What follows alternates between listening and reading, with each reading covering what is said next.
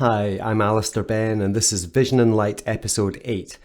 This week I was chatting with Nick Page, a fabulous landscape photographer from the northwest of the United States in Washington. Nick and I had a really excellent conversation full of humour, energy, and a few technical issues. Nick managed to record the entire episode at f1.4, I believe, so he is not very sharp, but he makes up from it with incredibly sharp wit. We talked about a number of things, and particularly the energy that the landscape can deliver us. You know, the way it can energize us, motivate us, and inspire us with its majesty and its storms and its incredible atmospheric weather. We talked a lot about our relationship with the landscape and how that affects our creativity. We also touched on some of Nick's other projects, in particular the F4 collaboration with Adam Gibbs, Gavin Hardcastle and Thomas Heaton, where they went on a crazy road trip through the western United States for a number of weeks and got into all sorts of trouble. And we talk about his video tutorials, which are absolutely worth looking into as well. So let's get on to this week's episode, and let me introduce to you Mr. Nick Page.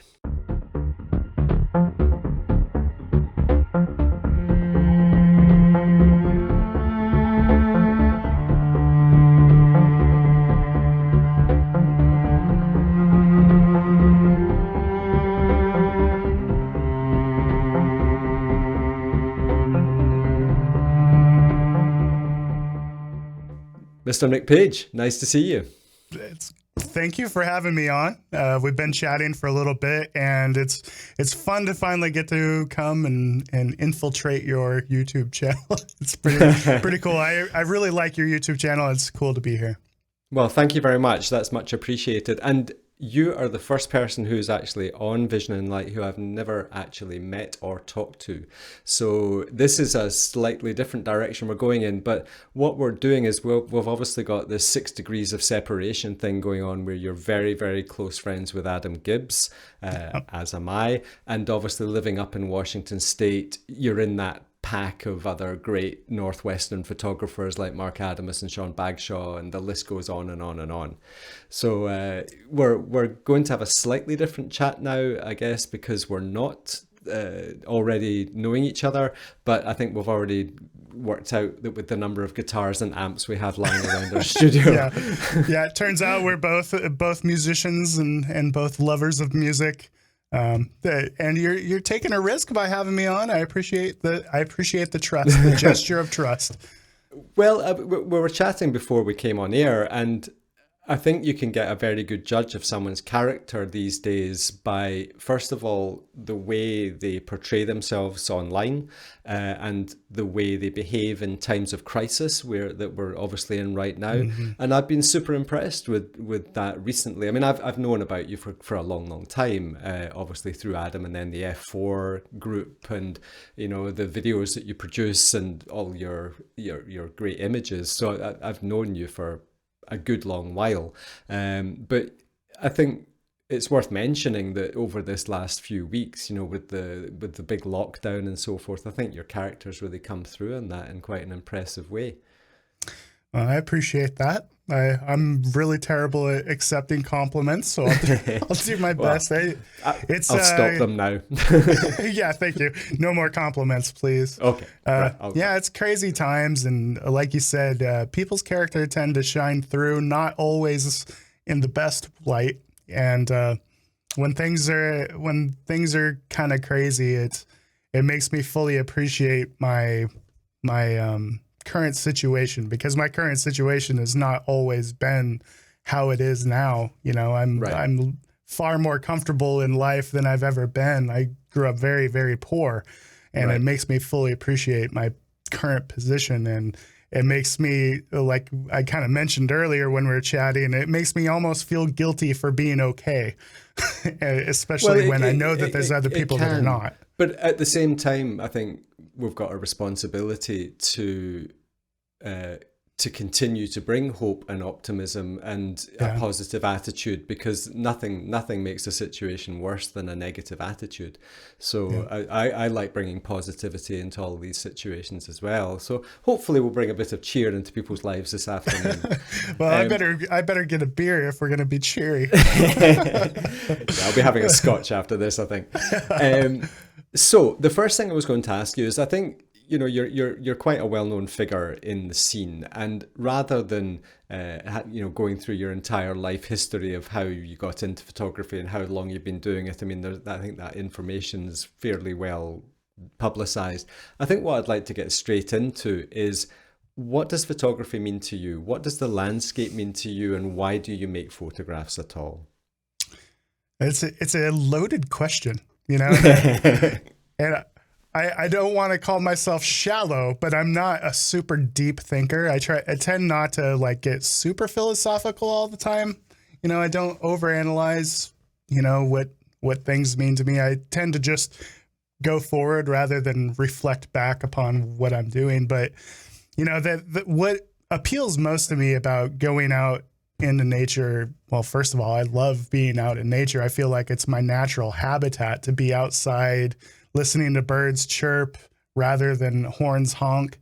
And I've always kind of been maybe slightly disenchanted with the way that busy life can be. Like I've always hated cities. I've always hated being in congested areas with, cell phone towers and power lines and all of that stuff. I'm happiest when I'm out in nature and I get away from all of that. And I think that the reason I love photography so much is because I spend so much time just really hyper focusing on what it is that I love about nature or the area, or, you know, just what's in front of me. And anytime you spend time thinking and reflecting upon what you like, you can't help but be put into a better mood, because, you know, what's that saying? Flow goes where the focus goes, or whatever that saying is.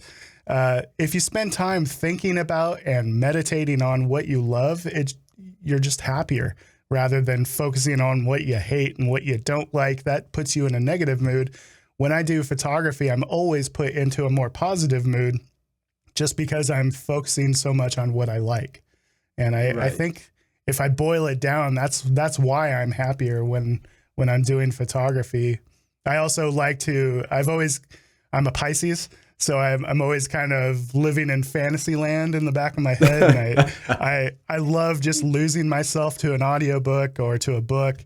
And when I'm out doing photography, a lot of times I'm living in a fantasy land where other humans don't exist, and I'm just in this pristine, untouched wilderness that maybe I'm discovering for the first time, even though I know I'm not. It puts me into this creative, fun, happy place. And I think that's why I love photography. Right. So it always kind of makes me smile when people start a sentence by saying that they're not that deep of a thinker, or they're not that profound, and then quite eloquently go on to be quite profound. Well, I'm a pretty eloquent person. Yeah, don't get me started. But, you know, at the end of the day, you know, what you've just, I mean, how we describe things and how we articulate things is less important than the thing. At the end of the day, you know, we can all have feelings and emotions and relationships with the landscape, and it's, I guess, one of the things that photography allows us to do is to articulate that stuff without the language and the long words. And, you know, there's such a spectrum of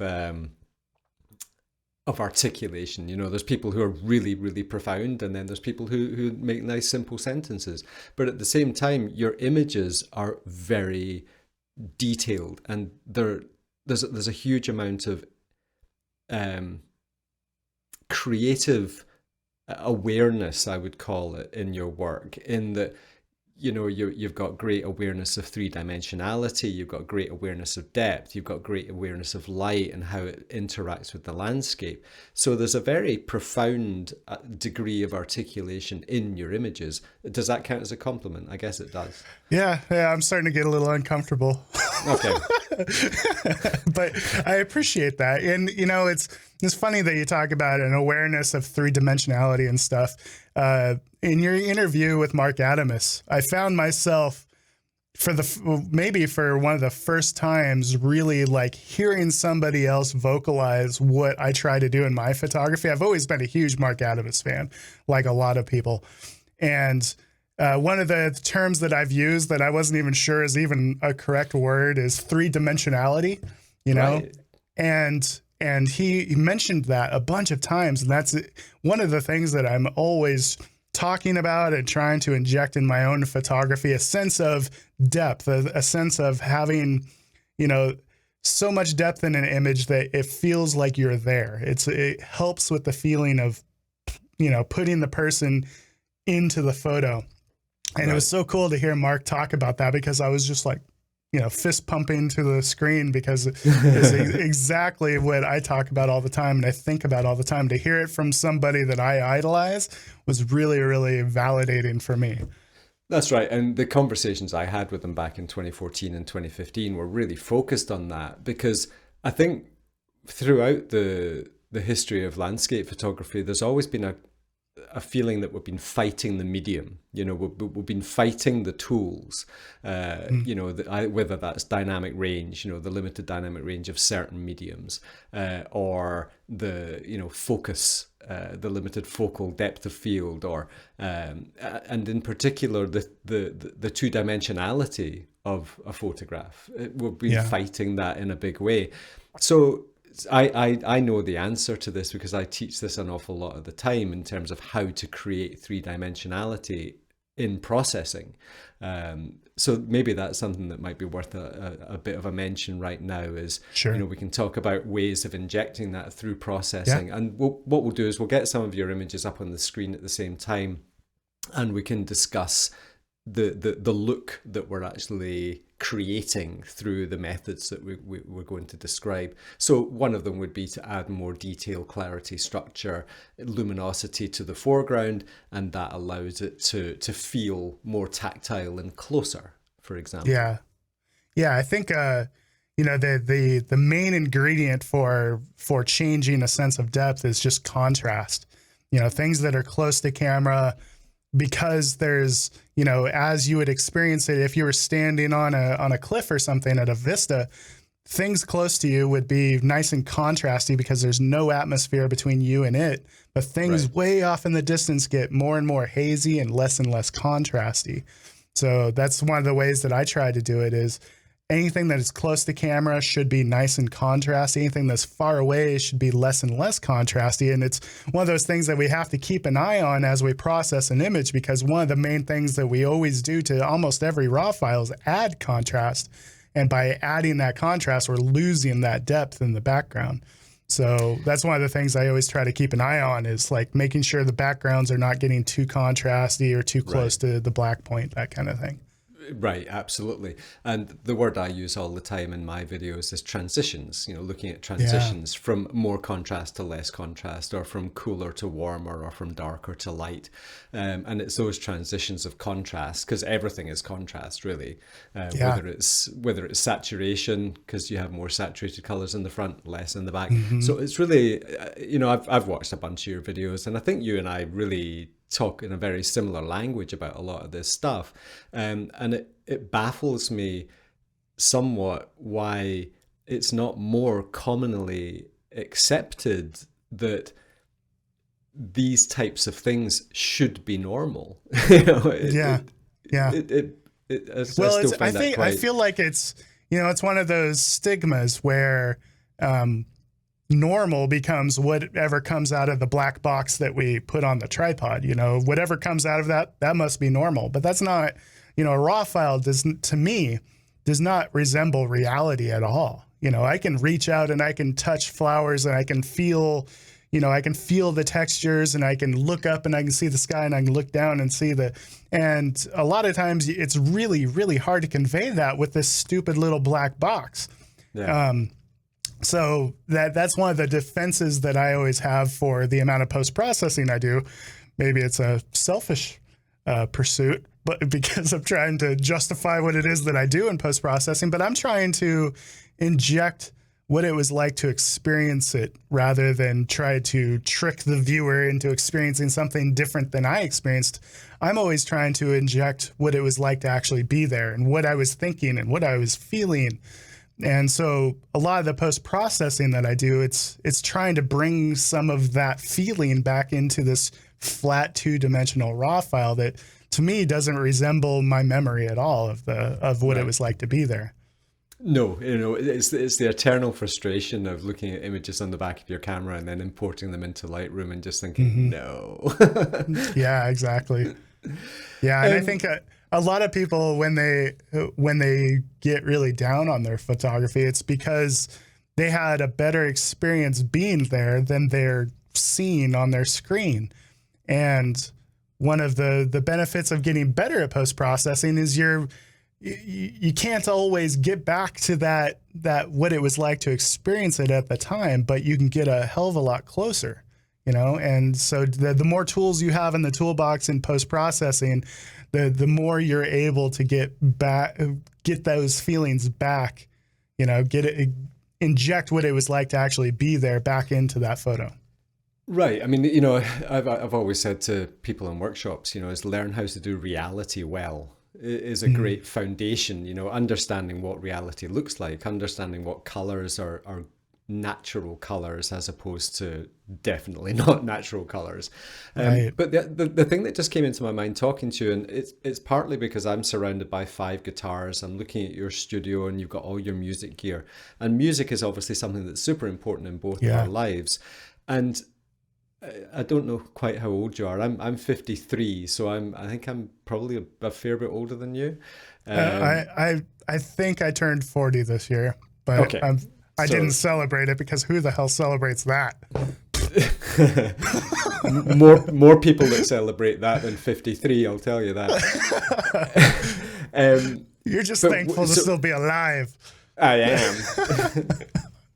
Just one more day. What I was going to say is, I mean, I grew up in sort of musically, I kind of grew up in the 70s. So there was a lot of prog, sort of Genesis and Pink Floyd and Yes. And, and then all the bands like Porcupine Tree came along obviously later. But the spirit, so the spirit of that music is very much still alive. And the thing about listening to Steve Wilson, using the Porcupine Tree analogy, is that it's really hard to play. A lot of Porcupine Tree, it's odd time signatures, it's rhythmically very demanding. There's a lot of key changes, and the songs are like 18 minutes long. Right. Yeah. So it's very, very complex. Now, for people walking into a guitar store to buy a guitar, the bridge between knowing nothing and learning how to play, like, I mean, I'm really into like Steve Vai and Joe Satriani, right? Exactly. And those types of guys. So to learn how to play like that takes years and years, and it can become very frustrating. And what I got to as a guitar player was that realization that I just didn't have the time available to be a professional photographer and a virtuoso guitar player at the same time. And I had to realign my kind of musical goals and my musical creativity based on the amount of technique that I had available to my disposal. And I see there's a parallel there with photography, that the type of images that you're making, with a lot of processing, and there's other photographers, Mark Adamus is a great example.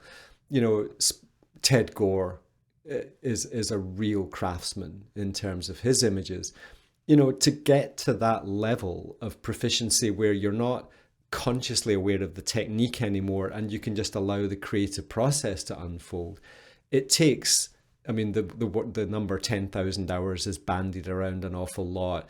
I've served my time in a processing capacity, and I think, what would you say to people who want to make those types of images but don't either have the time or aren't prepared to commit to that amount of time? Well, I think most times it's the latter, not the former, meaning that I think that a lot of people have more time than they realize that they have. They just choose to spend that time in maybe less fruitful ways, you know? See, I'm a smart guy, so that's why I let you say that.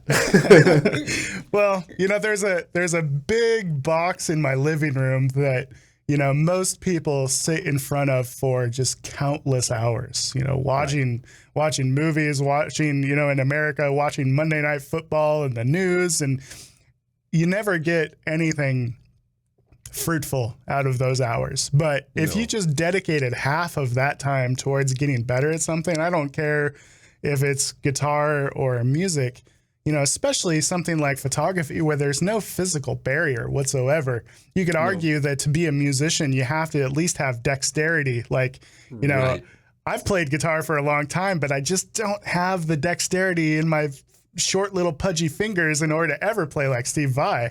Right. But I don't have to have any dexterity to be a good photographer. Just one. One. Just one. Or thumb. Yeah. You know, and I would argue that photography is even more accessible than being a musician. And it's not like you have to be an athlete to be a musician. It really comes down to just pouring in the time, and I think that people underestimate the amount of time that they really do have to dedicate. And if they want to be good at it, they can. There's nothing holding them back. I think that's an excellent answer. I really do, because it's, first of all, it's a positive answer. It's basically saying if you want to do something, you can. Because, I mean, you run workshops, I run workshops, you know, we've been teaching for quite a few years. And that's something I always say in workshops, is that everyone can be creative. Everybody has their own perspectives on reality. They've all got their own thing to say. And I think what should be said more on YouTube and generally in the photography world is that, you know, don't settle for second best, and you know, don't be sort of saying that you can't do something. It's just about finding the right tool that allows you to do it without thinking too much about it. Because you know, so much more can be done in Lightroom now than could be, you know, like 5 or 6 years ago. I mean, now with range masking and, you know, the power of that, it's, you know, we can get pretty damn close to images of, well, certainly 4 or 5 years ago of Photoshop quality. So where would be the areas that you would recommend people would focus on first? Oh, that's tough. I think that the key is always to identify your weaknesses. You know, whatever you're worst at, that's what you need to work on. For me, like I've always had an aptitude for the technical side of things. I'm a fairly analytical person and I like problem solving. So for me, like the thing that I've always had to work on is just being creative. You know, composition. I've always loved post-processing. I've always loved the technical in the field, like settings and, you know, the physical part of it. But it was the more the creative, like, you know, why am I taking this photo? What am I trying to say with this photo? Those are the things that I've always struggled with. And, you know, I think that photography, there's a lot of photographers like that because it's such a technical medium. You know, we're dealing with a little magic black box that can do amazing things, and it draws a lot of technically minded people to it. But then they struggle with the creative side. And a lot of times, I always say that there's two types of photographers. There's the photographer that maybe you've seen on one of your workshops that shows up and they've got just the biggest, beefiest tripod, and they've got L brackets. Maybe they've got like a ridiculously geared, you know, ball head where they can be super precise. And then they set up all this stuff. They've got, you know, a 100-pound backpack. They set up their gear and they're like, right, what are we taking photos of?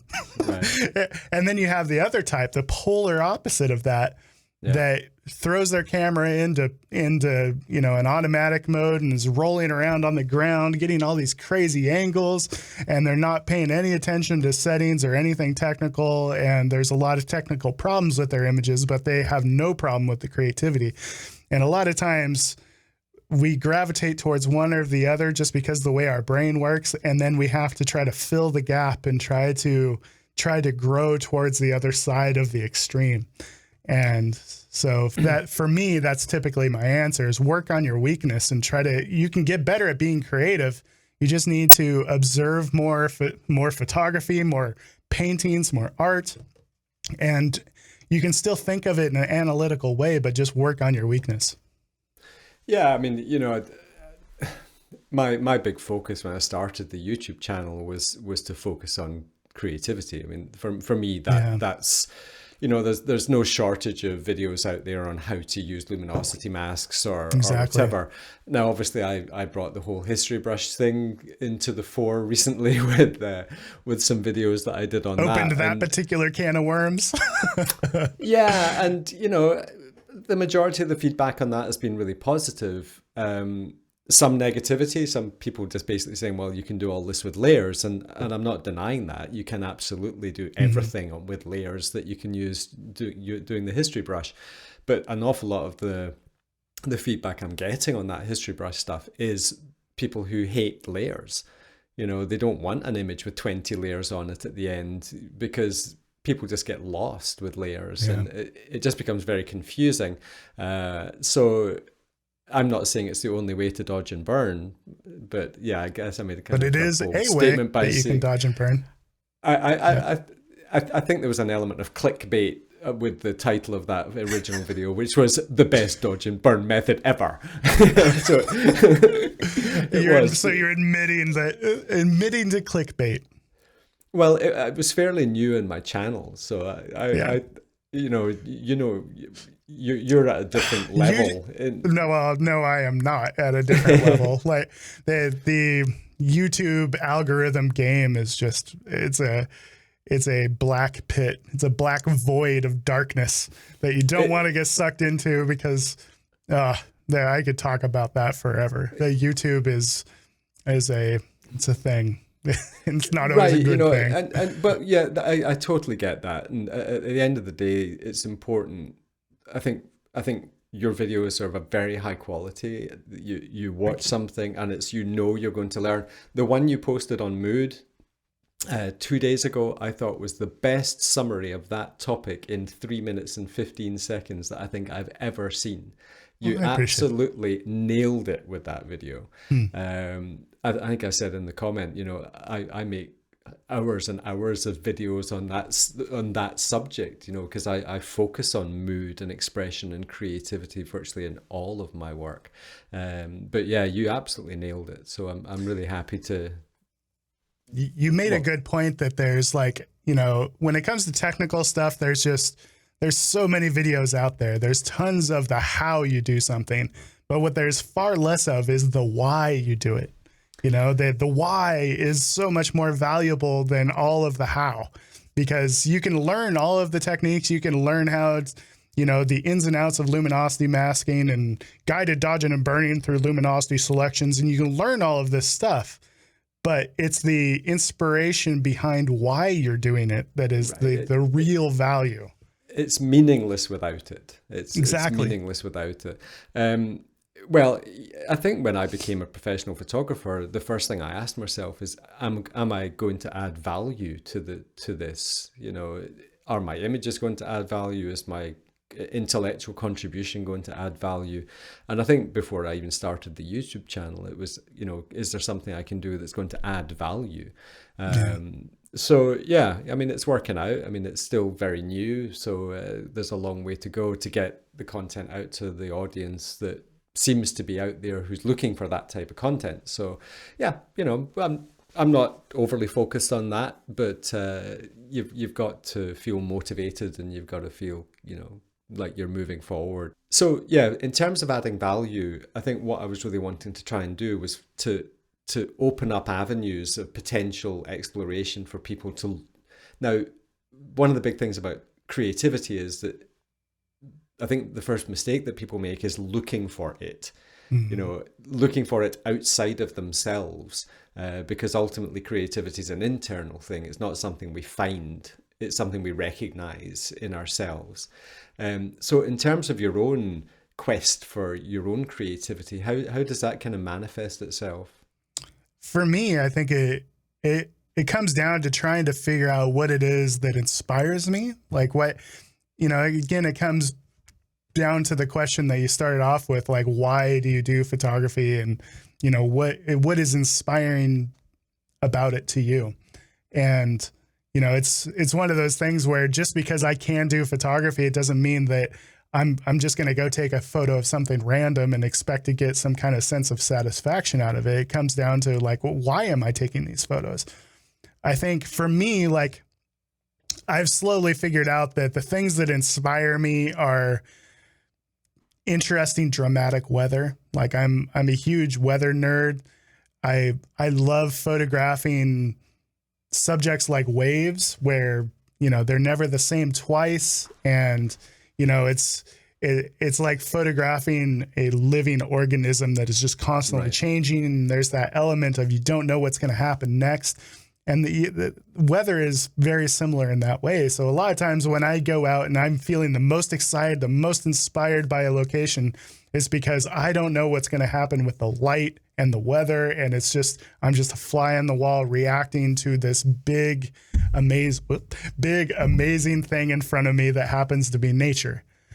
I like being put in my place by nature. And a lot of times that's with storms and big scary waves and lightning bolts and those kinds of things. So I think, and so that's what makes me feel excited and inspired. And when I'm excited and inspired, creativity is easy because it puts my brain in that place where it's just like, I'm a kid and everything is great.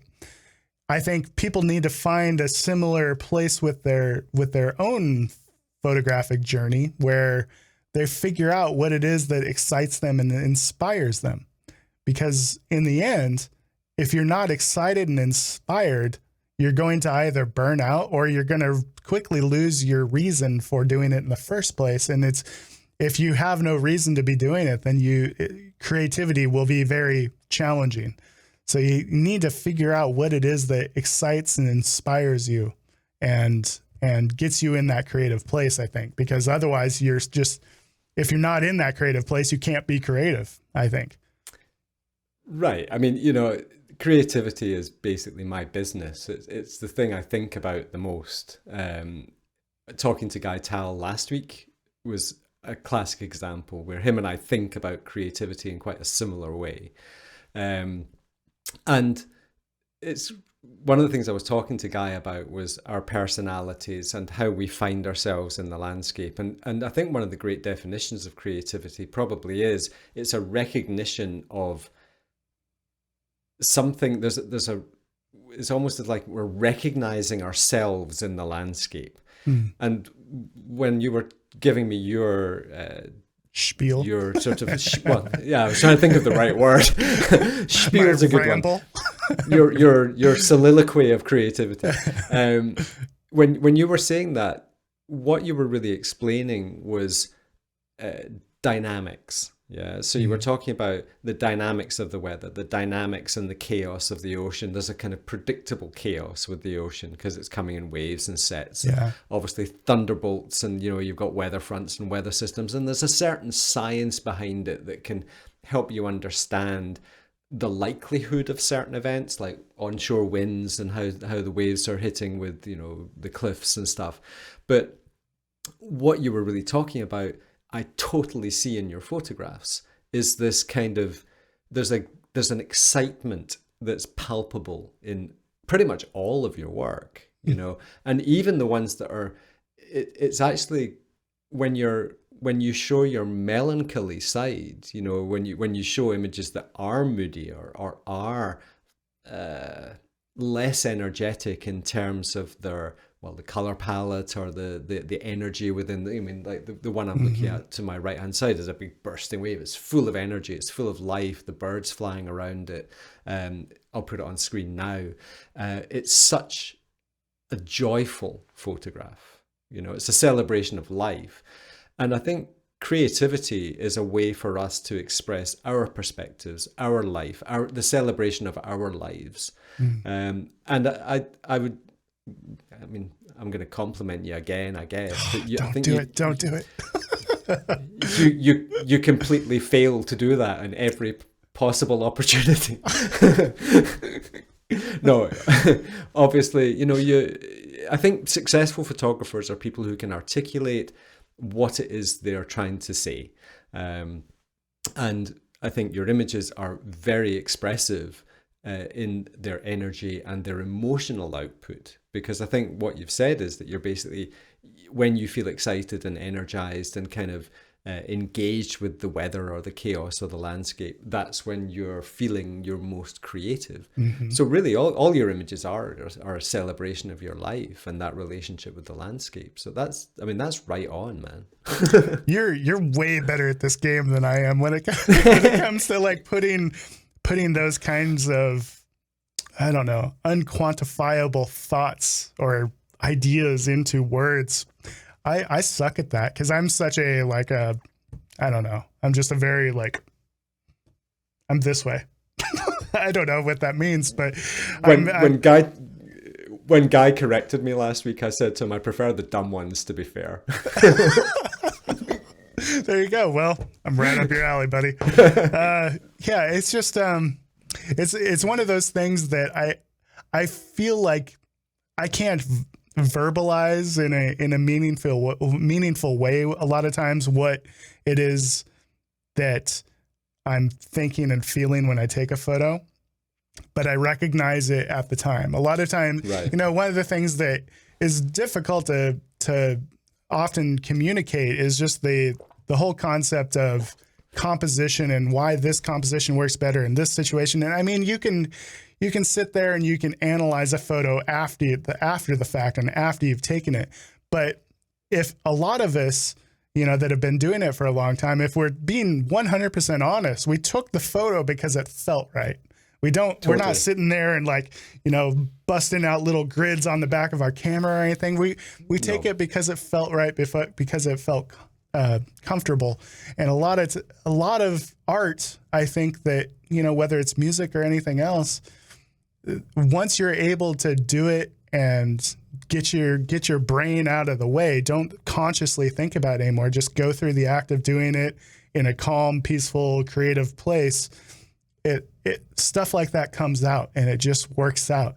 The hard part, throwing this way back to our conversation about, being a Steve Vai fan, but learning how to play guitar, which is it's torture for the person that's just learning because maybe they're a big Dream Theater fan and they're having to sit there and try to play Smoke on the Water. Right. It's not the end goal at all, but no. You have to start by being very analytical and thinking about the technical, thinking about the how. And once you develop all those tools in the toolbox, then as far as techniques and ability and knowledge, once you have all those tools, then you can start to pursue those more lofty creative goals. But you have to start down here where it's very analytical, very technical. You're forcing your fingers into a bar chord. It starts like that, but then eventually your brain can get out of the way and just let you be creative. I think that's it. I mean, I think it's been widely understood now that you can't really be in a flow state at the same time as you're thinking about being in a flow state. It's just not possible. And as soon as you're conscious of being kind of, oh, wow, I was in flow state. Ah, damn, now it's gone. It's one of those type of situations. Mm-hmm. So I agree that there's a certain amount of how required. And I think what some of the good YouTube videos are capable of doing now is cutting to the chase. I mean, I think you do it particularly well. I think I do it quite well in terms of just saying, right, these things are important. Using language that's emotional language rather than technical language, I think is a big starting point. People hear the word contrast and it's just like, oh God, not again, Right. Well, it's like hearing the word aperture. No one gives a damn about apertures. It's that. What does it mean? It doesn't mean anything. So it's fascinating. Listen, man. I mean, I've just so enjoyed talking to you. It's I think we'll be doing this again. I would love to be on again. I'm in good company when I come on your show. I'm hanging out with the likes of Guy Tell and Mark Adamus. Yeah, I fit right in. That's awesome. There's a kind of a core starting to form. I mean, there's only one other European guy that I've spoken to so far. I mean, I think I've always been more. I'm a very optimistic person generally, and I think a lot of Brits are less optimistic.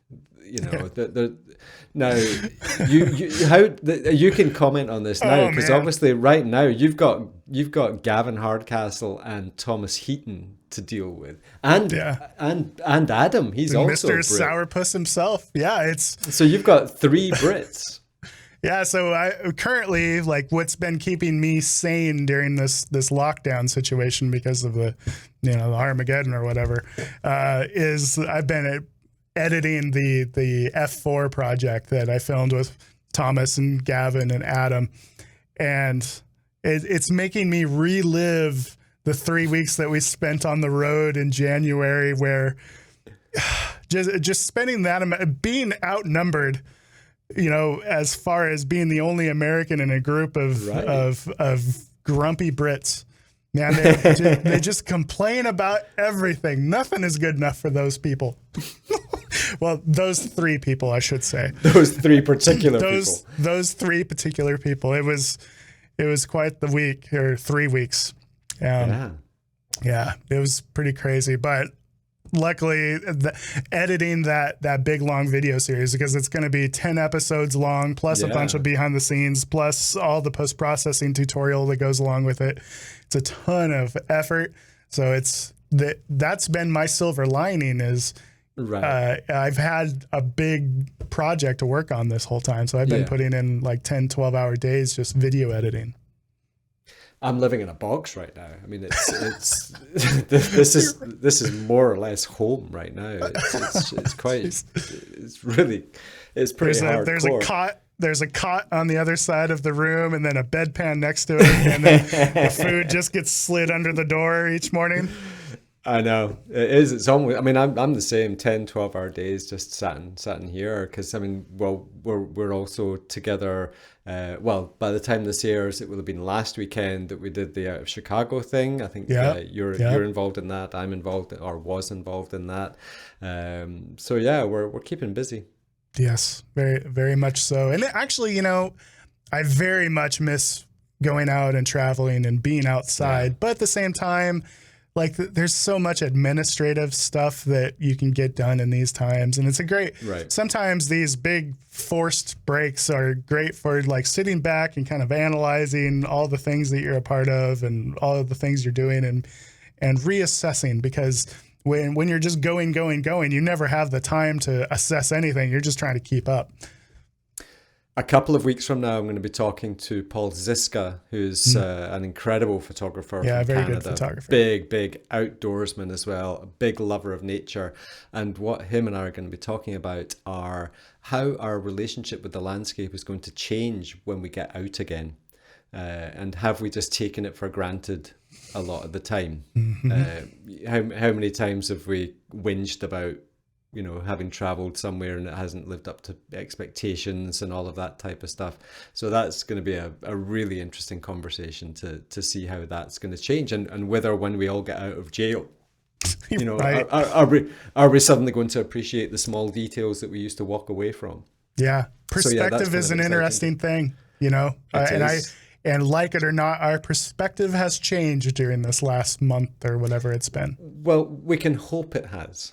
We can hope it has. It's easy to say that it has, but it's how quickly we revert to type and end up going out and, maybe not doing the right things that we would hope that our better selves would do. Right, exactly. Well, I think based on time, I think we're going to have to call it a day there, Nick. But I can honestly say I've thoroughly enjoyed meeting you for the first time, and I'm sure it's not going to be the last. Yeah, I'm sure it won't be the last either. And thanks for having me on. This was a great time. I look forward to all of your future talks with different people you have on.